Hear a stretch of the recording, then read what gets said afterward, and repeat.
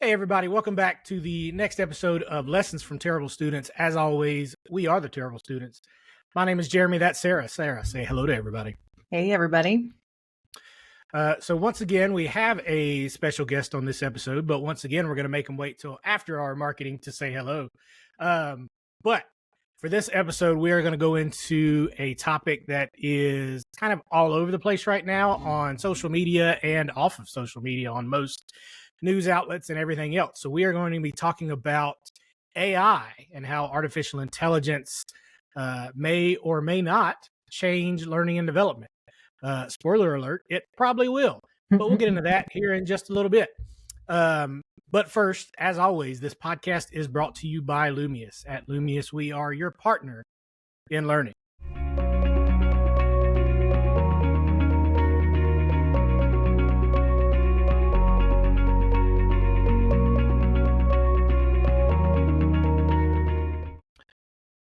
Okay, so now that we're back, we're going to introduce our guest. Our guest name is Sharon. Sharon has joined the Lumious family as another expert on learning and development. And she has also been using some of these tools in the functions of her job. So we wanted to bring her on as somebody that's kind of used these tools and can help us kind of analyze how these things are changing learning and development and how they may change learning and development going forward. So that being said, as always, we're going to give her a chance to introduce herself. So Sharon, if you would please introduce yourself to everybody. You got it. Thanks, Jeremy. My name is Sharon, as everyone said already, but along with that, I just wanted to let you know that I have been in the end-to-end learning and development space for, I guess it's like 25 years, which is difficult to fathom, but 25 years of end-to-end L&D work, meaning I've done pretty much every aspect of L&D on some level. And I've also had a lot of experience in the tech space around that. I've worked for several SaaS-based companies.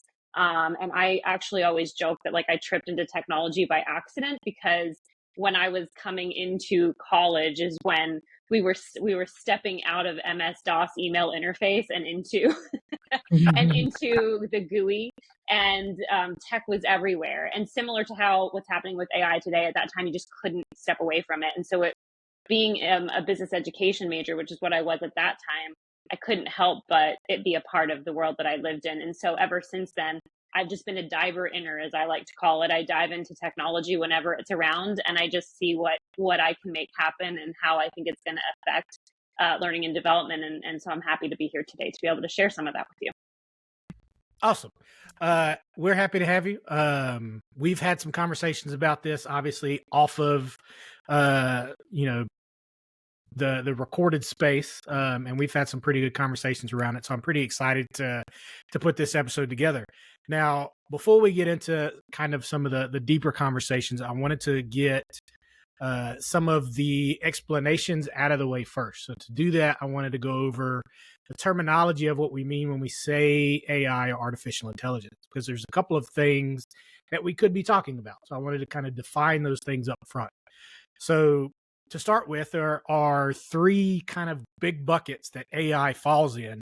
Only one of these things are actually made right now. So there's one called artificial or narrow AI that is actually performing right now. So whenever anybody talks about AI tools that are happening right now, it is what's called narrow AI. The other two are general AI and super AI. Those two are still completely theoretical. And when you think about like sci-fi movies and things like that, where, AI are taking over the world or doing things without specific user input, that's typically what those AI are modeling themselves after is general AI and super AI.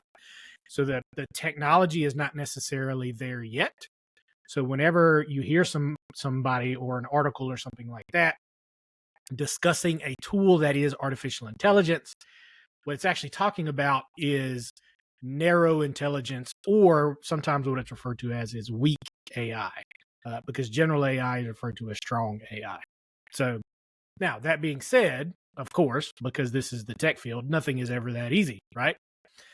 So narrow AI or weak AI is also broken down into four different types. So there's a reactive machine AI. It's actually been around for forever. So reactive machine AI is actually like IBM's Deep Blue, the machine that played chess and beat the chess master way back in the 90s. That was reactive machine AI. So it's been around for a long time.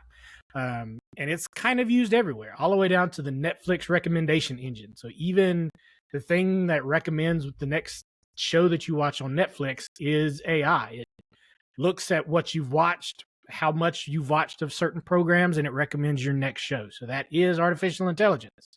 So it's just kind of a restricted version of these other things that we're going to talk about today. Most of what is being discussed in the newer articles today, however, is what's called limited memory AI. So that's when we get into generative AI is a part of that. So ChatGPT, Bard, Leonardo, all of these image generating AI type tools, all of those things fall under limited memory AI. The other thing that falls under limited memory AI is also like Siri, Alexa, things like that. So this limited memory AI is a relatively large bucket, but that's kind of what we're more talking about is the generative AI that falls under the limited memory AI that falls under weak AI. So that's the roll up of what we're going to be discussing most of today is using that type of AI in a learning and development space. So now that we've kind of fallen down the rabbit hole a little bit, there's many, many, many more things that you can research on how these things work. Trust me, I fell down a rabbit hole myself when I was looking through this and realized that nobody wanted to learn all of this about how these things work because it gets really confusing really fast. And there's a bunch of technical jargon that I really wanted to put in this episode and realized we would not have time to get into what we really need to talk about. So that's as deep as I'm going to go into that particular rabbit hole. But so the generative AI tools in particular is what we're going to be discussing when it comes to learning and development. So the ChatGPT, the Bards, Leonardo, the things that need some type of prompting, and then they generate something out. So you give them something, and then they give you something back to take it to the most base point that I can take it to. Now, I want to start this conversation with a blanket statement. I, Jeremy, nor Sarah, nor Sharon, we are not experts on artificial intelligence. We are, to be as blunt and as honest as possible, we're as close to experts on learning and development as we can be, but we are not experts on artificial intelligence. We are having this conversation as learning and development folks, being in this space and seeing artificial intelligence coming in to the learning and development space. So myself, I have not used these tools. I have a bachelor's degree in computer information systems. I learn software really well. I understand how algorithms work. I understand how hardware works, how software works.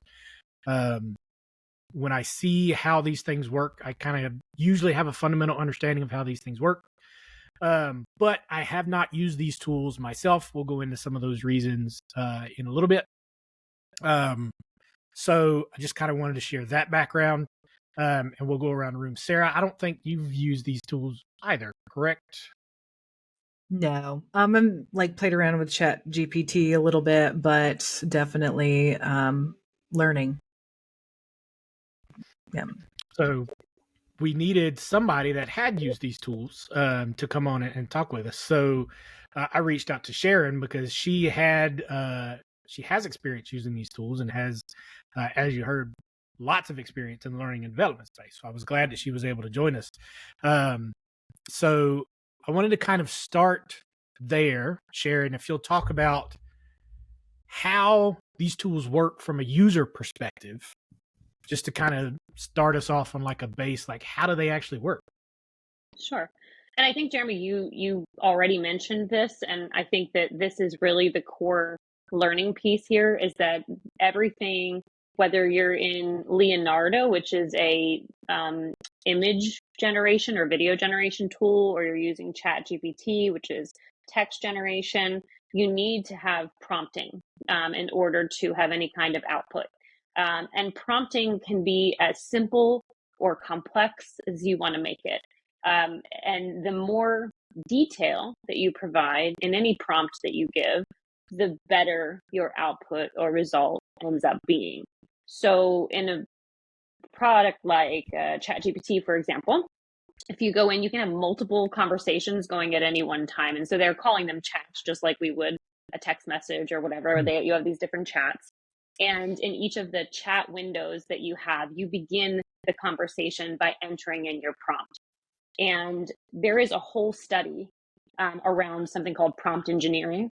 And prompt engineering is the science behind how you build a prompt to get the output you're looking for. There are a variety of ways in which you could do this. I mean, I don't, again, we don't need to go into every detail of that, but generally speaking, depending on the thing you're looking for, you start with your output, right? You have a vision. What is the output that you're looking to achieve? And then what are the factors that it needs to understand in order to achieve that output? What details do you need to provide it? Sometimes people give it all in that first prompt. And then ChatGPT is ready and it builds you your result in this example. And then what's interesting is that conversation doesn't end, because then it continues to learn from you through your engagement with it. So then you say, oh, you know what? I didn't love what you gave me back. I'm actually looking for something more like this. Or can you shorten this? Or can you make this more clear? Or how about we take this piece and we change it to this example instead? And so you take that and you engage and you start to bring it to the vision you had of the output you were looking to achieve. And then Jeremy and Sarah, we talked about this earlier. One of the things I always say, and I think it's a responsible thing to say at this point too, is that whatever your output is, it should always just be a draft. Whatever that is that you've created, it should never be the final thing that you take and then put out into the world. It should be the thing that you take to allow yourself to move to the next level. And we'll talk more about that later. But that just gives you a general sense of how, let's say, a prompting experience might work in ChatGPT at the very basic level. And then in a program like Leonardo, which is more visual based, it is very similar. The only difference is it learns, but it doesn't learn per conversation, right? It's like you go in and you put your prompting, and based on your prompting, you get an output. It is much harder to control than ChatGPT. Image generation and video generation is definitely harder to control. You might have a vision, you might have an idea, but to get that exact thing that's sitting inside of your brain is really hard. It's really hard. However, you can get close. And what's kind of cool is you can even get new ideas as you're generating. You can also do something in there, which I don't think, you could probably do in ChatGPT, but it would be done differently, which is you tell it what you don't want to have in the image. So it's called a negative prompt. What should not be included. And so you can add that in there. And then programs like ChatGPT, like Leonardo, are actually sensitive to not suitable for work content, they call it, or NSFW. It gives you the ability to actually turn something on where you don't see NSFW content. Also, Leonardo won't allow certain things to be produced based on that. So it is sensitive to those types of results, and making sure that, they're aware of their user base and not ending up with imagery that's questionable. Although some of them are a little close, but nonetheless, you're getting it. But that's how they work. So that's some basic ideas, very foundationally, about how you would use each of those as a user to go in and try. We'll call it messing around with, or dabbling. I like the word dabbling in each of them. Awesome.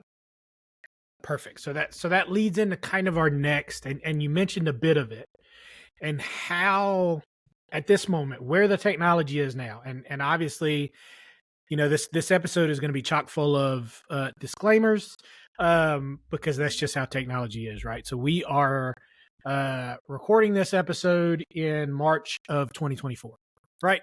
So all of this technology could change tomorrow. We don't know what the future may hold, but we are going to make some generalizations and statements based on what we understand this technology is capable of as of this day of this recording. That may change tomorrow. We don't know what's going to happen. But the next part of our conversation is how can we, as an L&D team, and when I say we, I mean the general learning and development community, how can we use artificial intelligence and these tools, the Chat GPT, the Bards, the Leonardos, those type of things? How can we use these tools in our day-to-day jobs as learning and development? So as instructional designers, how can we use these tools to make our lives easier? And then we are going to tackle some of the kind of ethical questions and future state later. So I don't want people to think we're not going to get there, because we will. But right now, what I want to talk about is how can we use these tools to make our lives a little easier as of right now.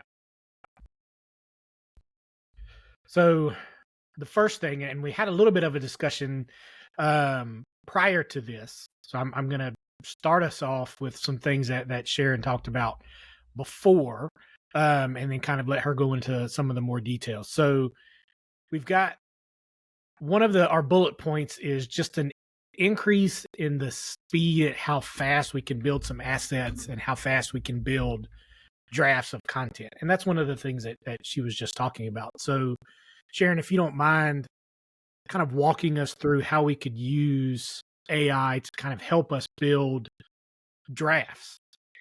Yeah, so as I mentioned earlier, drafting is an important part of the process. So for this particular example, I'm going to talk about building a course. And you can either, build a course, or you could use one you already have. Here, we'll do the building. And let's say it's going to be about emotional intelligence. And I'm going to be serving an audience of leaders. And as a person creating this, I would normally go through and define all the parameters about this. So again, who is my audience? What is it I want them to learn? A few core topics that I think are important under emotional intelligence. And I'm also going to make sure that I ask it for the resources or sources it's using in order to give me this information, because I want to go verify them, make sure that I'm confident in the resources that are being used, things like that. So you just want to make sure you define that information. So when I go into Chat GPT in this example, I put in that information to start defining my parameters and what it is I'm looking to output. So I'm trying to create an outline, a course outline or a course script on emotional intelligence. I want to cover these few topics. It's for an audience of X, and the duration should be 2 hours. Please build in activities that require active engagement, period. I run it. I'm going to get a result now, and it's going to, again, have my resources. I may or may not like what I've received back. And this is where your critical thinking skills begin to come in as an individual, and your expertise begins to come in. Just because AI has told you that it's the great way to do it doesn't mean it is. So the flow could be off, which, I found that to be the case. Flow is something I've always been strong in. I understand the way that it naturally feels like it should go. And sometimes it's off in that. So you can tell it, you can now give it additional feedback to help it, we'll say tweak it into what it is you want it to be. And you continue that process until your draft is built. And then you take that draft that you created and you begin now the process of adding your voice and doing something interesting and different with it, making it visually attractive. So it has just gone through the process of building for you that draft, of which you then can take and expand on and make a better version. Because again, you may or may not like the things that it's suggesting. And now, like I said, it's your chance to do something more with that. And just the time of the research alone that it can take to build the course, the time that it can take to build the course in a Word document even, you've just now received that back. And so now you can use that time more strategically, whether it's in that outline itself or it's for something else that you're building that you prioritize as something, we'll call it, I don't want to say more important, but maybe more pressing in the moment than that course. So you now get to shift your time. And look, the reality is a lot of learning and development teams have limited resources. And so utilizing AI in that way and speeding through something is valuable, but it doesn't remove the need for your L&D expertise or your L&D partners that you may be using to get their expertise. That is still a valuable, important piece. It just increases speed in this, for that first example. Yeah, and I think that's the key, and kind of what I want to pull out is it's not like you put all of that in there, and it does generate some type of product for you, but it's not a final product. Like it's not something, and please correct me if I'm wrong, but from what I understand, it's not something that's ready to be put in front of a client. Yeah, like you wouldn't want Yeah. to copy whatever that output is from Chat GPT or whatever your AI is and send that directly over to your client. Like that's Yeah. a quick way to not have a good day. That's Yeah. Well, and there's then in that example, it's not individualized or customized in any way, right? Which is a part that's important for our clients when right. they're thinking Right. about like the value to them. You know, it has to be show thought. Yeah. Right. Well, and there's still all of these tools are still in kind of experimental phases. So there are still lines in a lot of these things I've seen from doing my research where it mentions that, this is just I'm just an AI, so this may not be accurate or something like that. Like there was a case where a lawyer had used AI in a legal brief. He actually ended up getting disbarred because apparently that's bad. But he didn't proofread his legal brief, so it became a big thing, and he actually lost his license. So it's not designed to output final product, but I can absolutely see how it can save time in that research phase, in that first initial ramp up in getting started. And we talked about some other things as far as grammatical checks, some checking for clerical errors, um, accessibility checks, things like that. Like there's other ways to use AI as well. I don't know if you've had an opportunity to do any of that. Can you speak on any of that type of stuff? And before I move to that, though, you said something that triggered a thought in my mind too, Sure. that I think is important about the first piece we talked about. Sure. And that's just perspective. So one of the things, like when we're creating from wherever our brain is that day, right? Mm. And sometimes our brain isn't firing on every cylinder, and then some days we're like super amazing, right? Yep. And we remember all the things. And what I really like about using AI is that sometimes it just reminds me of a different piece I hadn't considered that day. Mm. When I go through, like if I'm building something or doing a course, whatever I'm doing, like just to, again, think of it like brainstorming.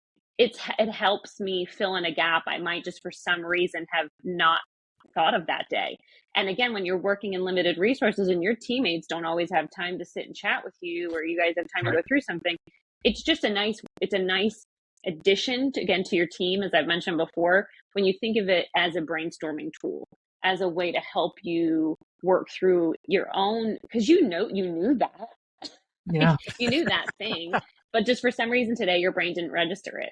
And I love, that's one of the things I have found that I like the most, is that it helps me some days fill in that one gap I might have missed, or it helps because that's how, perspective wise, I'm a creative thinker and I'd love to shift perspective. So as soon as I get that, I'm like, ooh, what could I do with that, or how can we look at that differently? So anyway, I just want to add that too before I get into the other uses No, of it that's a as great well. point. Yeah, absolutely. Yeah.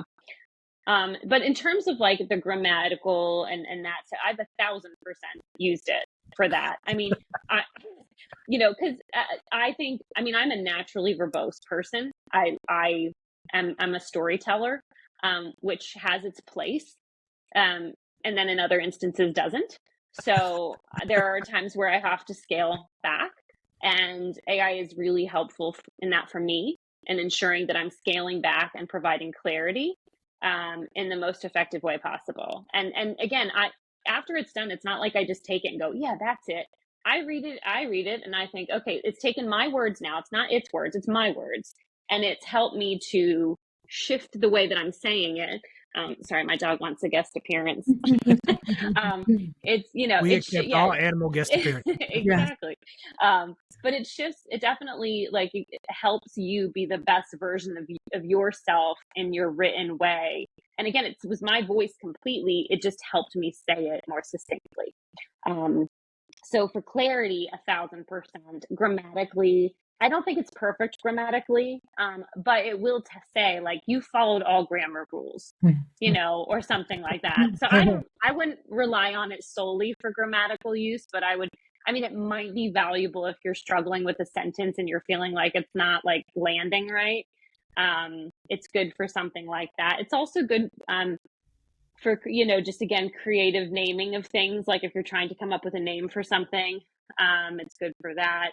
But anyway, so yeah, so those two areas when we talk about the, you know, ability for clarification for grammatical piece, I think that's another valuable tool. And for us, like even going back and like, you know, old content, right? Like what if we take old courses we've built and we ask it to modernize those courses, right? Just something really simple that would have taken us quite a bit of time going back to the timepiece, and now we can move through that faster because it goes through and it modernizes it for us, and then we take it and review it and make sure that we feel good about what it's done, because all it's doing is taking our work and modernizing it.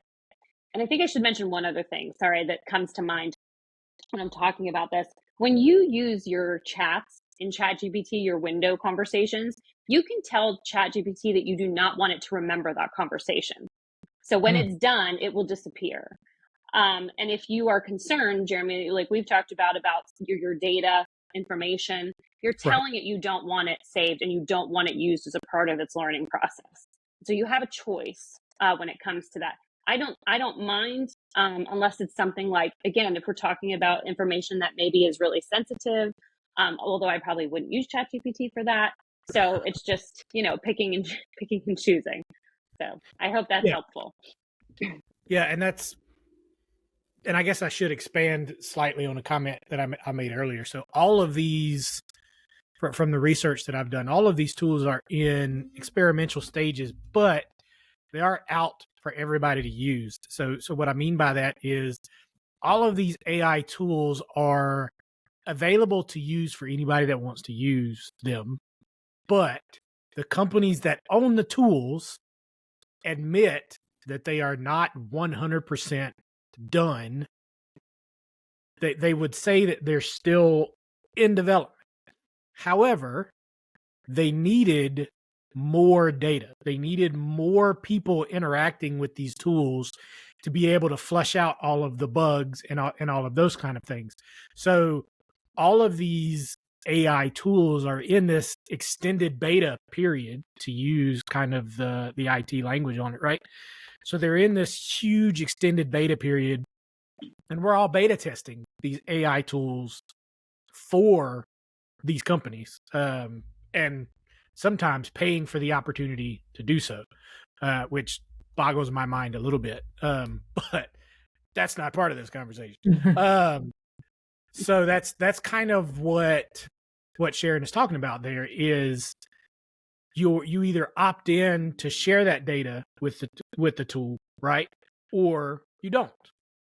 Now, whether or not it actually deletes that information, telling you it does or not, we're going to assume that it does, because if you opt out of that information and it saves that information, that's more of a legal issue, an ethical issue.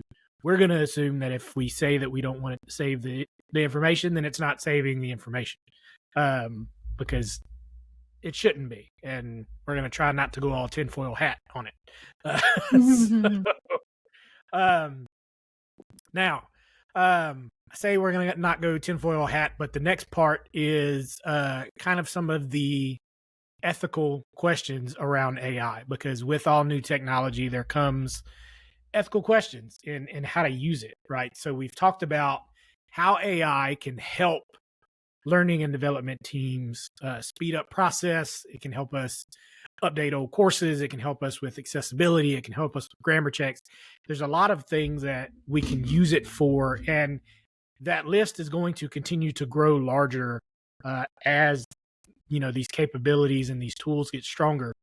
But there's the other side of AI and how it works, because there's also a pretty large contingent of people bringing up some issues that need to be talked about. And this is why up till now, I have not used any of these tools, because this is where my experience came into this, because I know a lot of the people in the communities that are full on against artificial intelligence, specifically from generative illustrations and using AI to generate art. So we're going to start from a few of those. We're going to start, first of all, from a copyright standpoint. So as I was doing some research on this, copyright comes in a couple of ways. First of all, as we talked about, in order for these tools to work, you have to feed them something. You have to give them something. So what you as the user are giving them may just be a text chain, and then it gives you some type of art. But if we say, I want a picture in the style of Michelangelo, or I want a picture in the style of Leonardo da Vinci or something like that, it knows what those painters' style was because it goes out on the internet and it grabs those images. It grabs images that those artists did. Now, I use those particular painters because, they've been around for a while. But you could also do that for people whose art is still copyrighted and still has rights to their art. And maybe I'm not saying that right.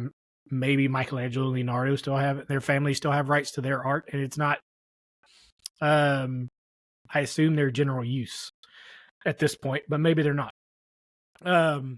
But you have to feed AI something so that it knows what you're talking about when you say, I want it in the style of XYZ. So that's the first part of where that copyright discussion comes in. Is it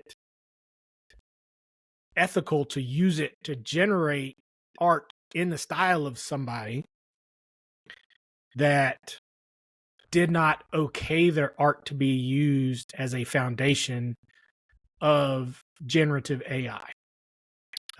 So that's one question that I'm going to set aside for right now so that I can go into the second question. The second question is, as of right now, anything that we as users of AI generate using AI cannot be copywritten. So if I were to go into Leonardo, which is the generative AI for images, and I were to create an image using that AI, I could not then copyright that image because I did not create it.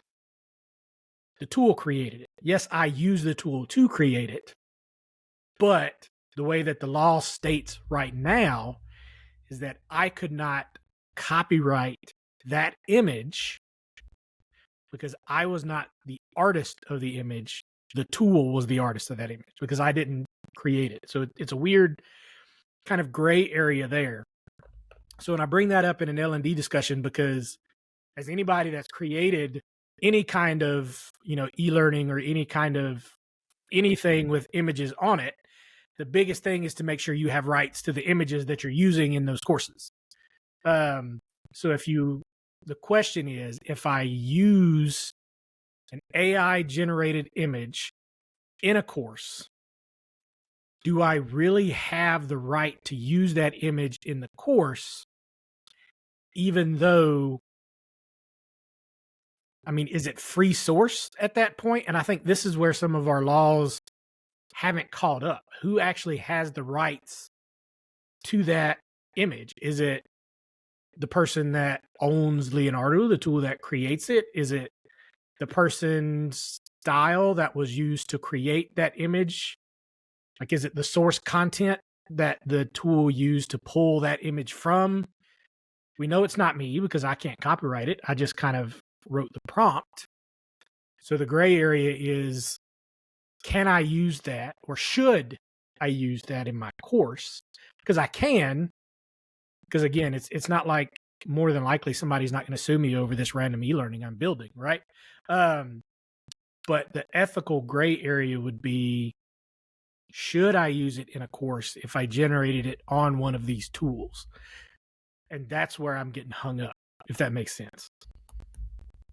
Yeah. So there's a couple of copyright issues there that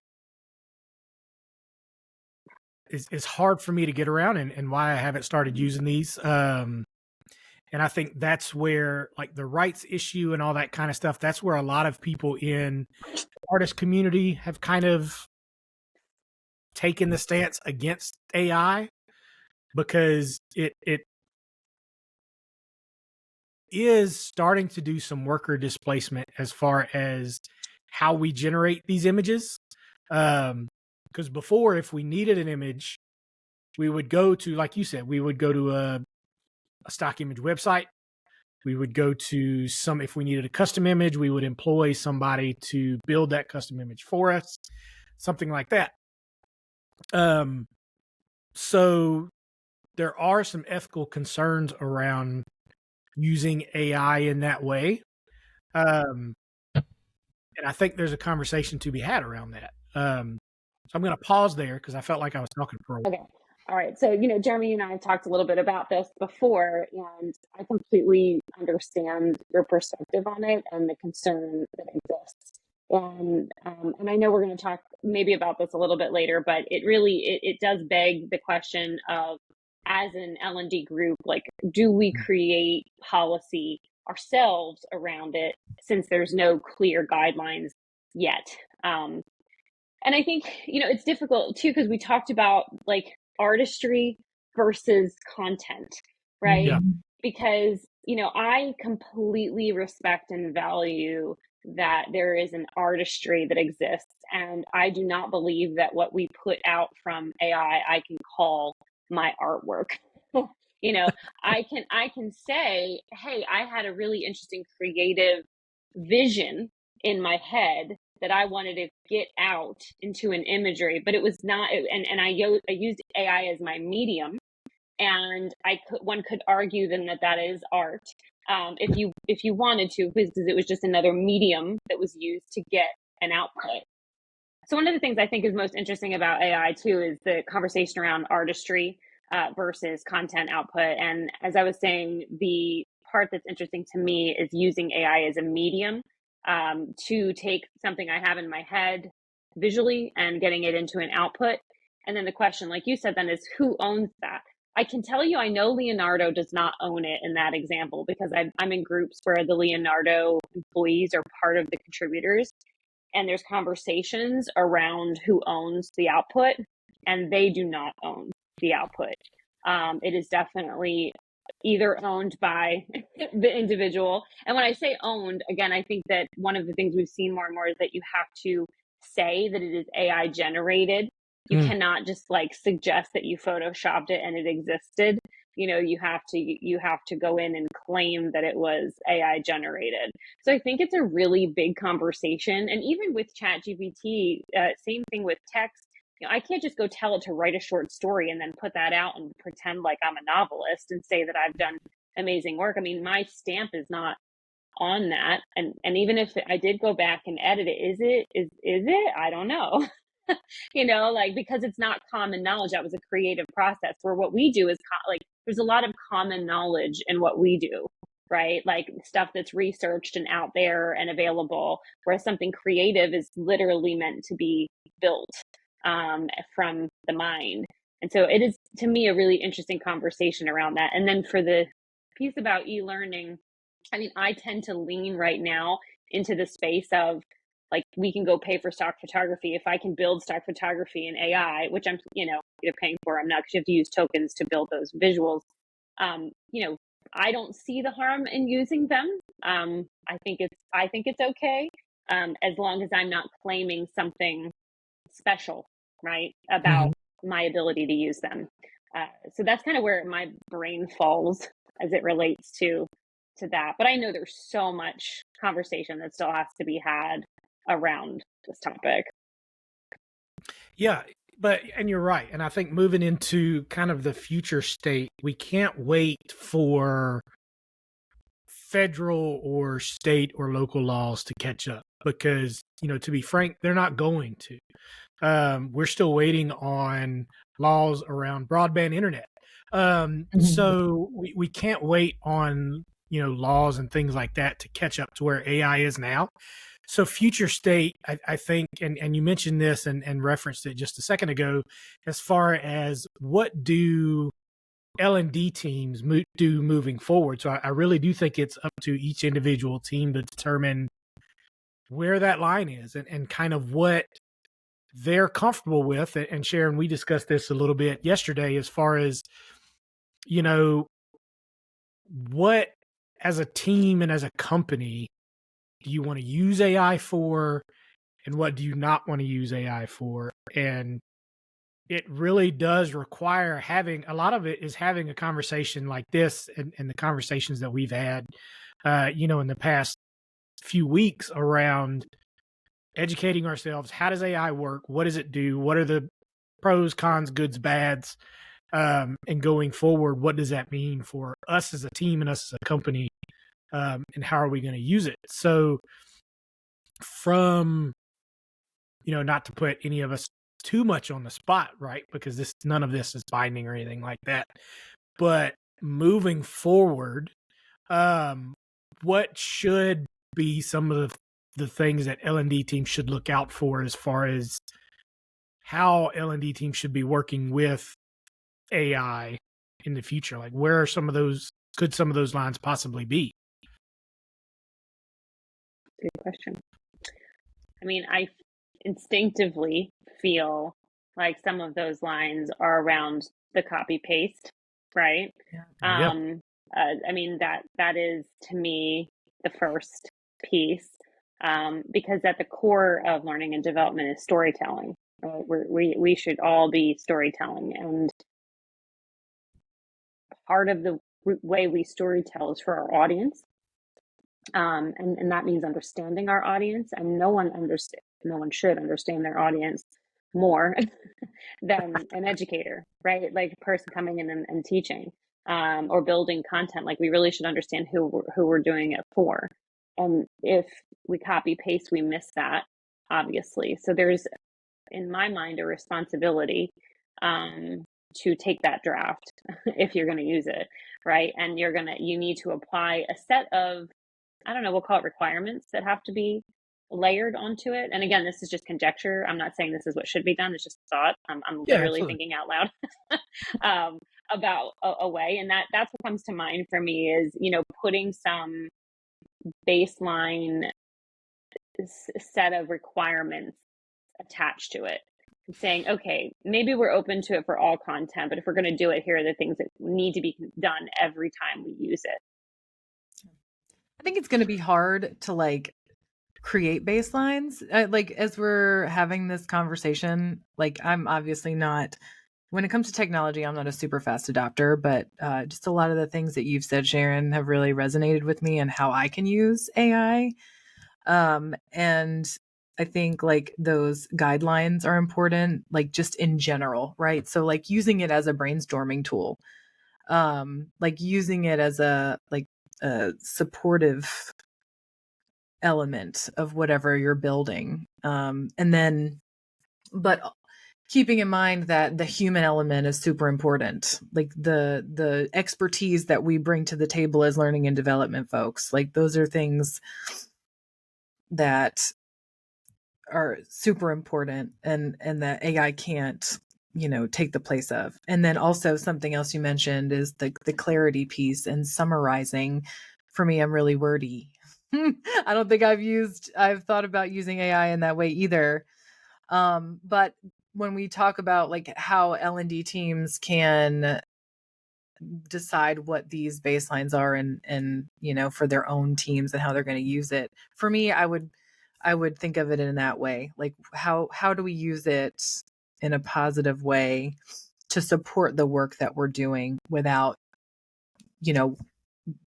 getting in trouble with copyright laws and doing copy and paste, just creating something in chat GPT and using it. Jeremy and I write blogs all the time. An easy thing to do would be to, write a blog. Idea. Maybe the blog for this episode should be AI written. That would be interesting. Not alone. Not alone. Well, we see what it would look like alone as maybe we as an experiment, it, right? Maybe right? we give the intro and then that's a good idea. Yeah. Sarah, that's a fantastic and nothing can replace the human voice. I mean, and your voice. And I don't just mean humans, but your special voice. right? Like, especially as writers or creators, like we have a voice, and if our voice is lost, I mean, because you can tell, ChatGPT, hey, this needs to be a little bit more fun. And then it gets so kitschy, it's stupid. Yeah. Like it doesn't even, like it's just not smart enough to recognize the layers. It's just not there yet. It may be someday, but for now, it can't replicate what makes you unique, me unique. And I'm not sure it ever can. Like it really can, Jeremy, we talked about this earlier too. Like it really probably can catch up to the human brain, but can it ever truly capture the individuality that Yeah. we each have? And I don't think I mean, for me, it's hard to believe it can, because how do you define that? Until they can get our consciousness, I that's a was whole gonna other. say, it until have or the, if I like inputting Whole other. everything into Chat GPT that comes across yeah, my well, and mind, it's, Yeah. it might that figure me out starts one day. crossing over into more of like a psychological discussion that, nature versus nurture, and Yeah. how much of our personality is actually Yeah. biochemical and how much of it is Mhm. your soul versus your Yeah. environment. Yeah. That's an entirely different discussion A that we new don't have time podcast. for. So, but it's interesting, as I was doing research prior to this and deeper research as I was figured out we were going to do this topic. One of the quotes that stuck out to me was like an engineer that was working on one of these for Google called it, the dumbest, smartest application he's ever worked on, because it's just not.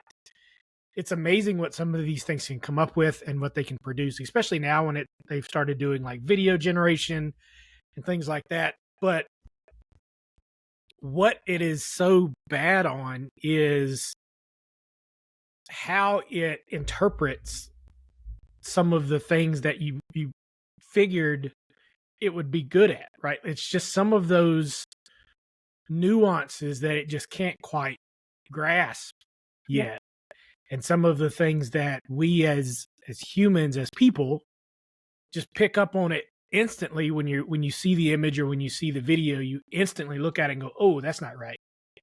But it just can't grasp why it's not right, because it's hard for us to kind of put into words what's wrong with it.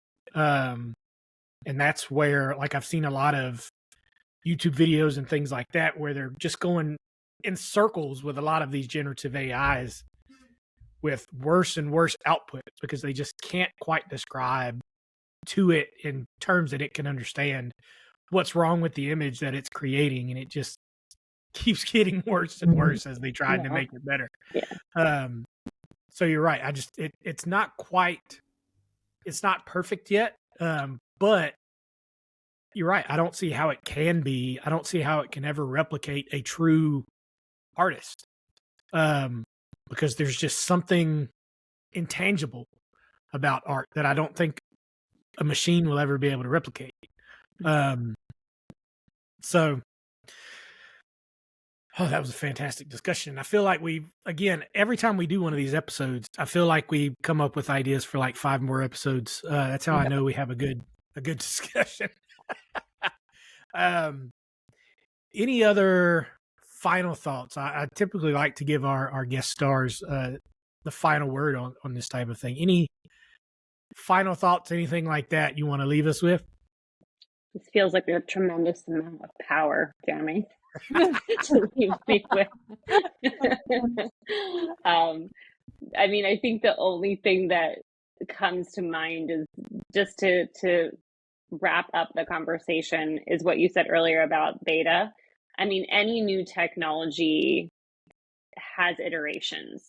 Again, if you want to use tech speak, it has iterations, it has versions. And the reason it is because it gets feedback and it improves and it gets better because it learns from its users. And I think that AI is the same thing. The biggest question we're left with is just how that data is accumulated, which are the things in the news, like we saw with, the New York, I think it was New York Times, right? Like coming after ChatGPT or OpenAI. There is questions around how that data is being acquired. And I think that those are important questions.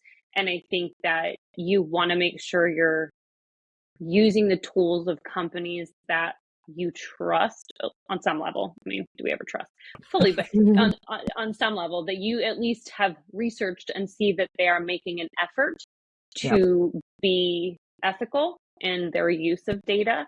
And maybe OpenAI is or is not. I mean, that's not for me to say. It's for you as an individual to go and make your own determination about.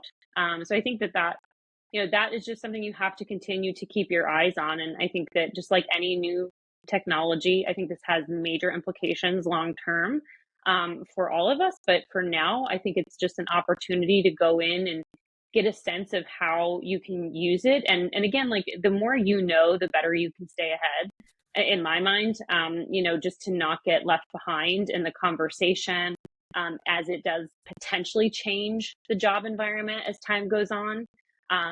Again, you can fight the fact that it may or may not, but I'd rather be on the prep side of it may. And so it's easy enough to learn foundationally without having to entrust too much of yourself or too much information with it. And then the ethical pieces around imagery, I think, are really important, not using likenesses, et cetera. And I think we'll, as we learn more about that and start to change those, it'll be clear for us as well, and we can start to feel more comfortable using it as time goes on. Yep. Fantastic points, and even more conversations that I wanted to have from that. But we are running out of time, and we'll leave it there. I want to thank everybody again for listening, and we'll talk at you next time. Thanks, everybody. Thank you.